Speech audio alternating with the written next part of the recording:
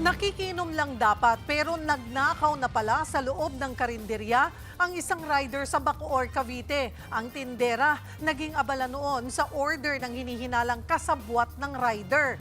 Nasa frontline ng balitang yan, si Ian Suyu. Abala sa pagtitinda ang babaeng yan sa Bacoor, Cavite pasado alas 9 kagabi.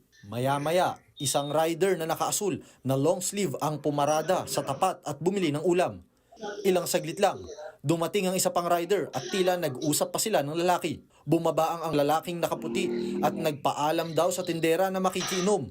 Maya-maya ay dumiretso ito sa loob ng tindahan. Saglit siyang mawawala sa video. Ilang saglit pa, kakaripas pasakay ng motor at sumibat.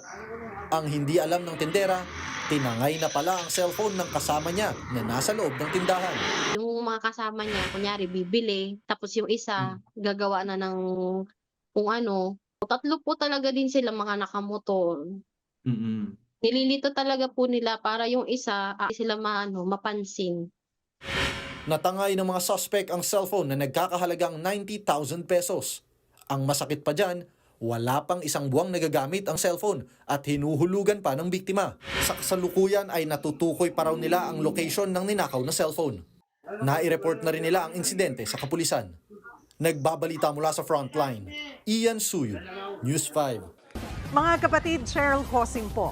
Maging maalam at may pakialam sa mga napapanahong issue at headlines. Mag-follow at mag-subscribe na sa social media pages ng News 5.